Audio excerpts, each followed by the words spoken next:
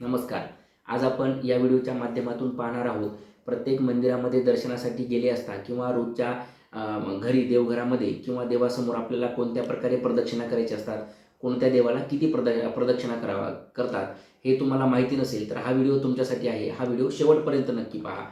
आपण श्री गणेशाच्या मंदिरामध्ये जर रोज नित्यनियमाने जात असेल किंवा एखाद्या वेळेस जरी गेलं तरी त्या गणपतीच्या मंदिराला 3 प्रदक्षिणा कराव्यात. शिवलिंगाला आपण प्रदक्षिणा करणार आहे तर त्यावेळेस अर्धीच प्रदक्षिणा करावी आणि परत मागे यावं.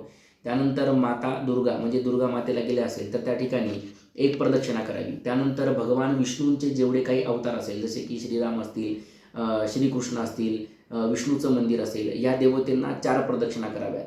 त्यानंतर पिंपळाच्या झाडाला 108 प्रदक्षिणा कराव्यात, पण जेवढे आपल्याच्यानं शक्य होईल तेवढ्या प्रदक्षिणा कराव्यात. त्यानंतर देवीचे, दुर्गा देवीचे किंवा देवीचे कोणतेही अनेक रूप असतील त्या देवीला 1 प्रदक्षिणा करावी. त्यानंतर आपण ज्या मंदिरामध्ये प्रदक्षिणा करण्यासाठी जागा उपलब्ध नसते त्या मंदिरामध्ये त्या देवासमोर उभा राहून आपण स्वतःभोवती 1 प्रदक्षिणा करावी. म्हणजे त्या देवाला प्रदक्षिणा केल्याचं पुण्यफळ आपल्याला मिळेल. अशाच माहितीसाठी आमच्या चॅनलला लाईक करा, शेअर करा. धन्यवाद.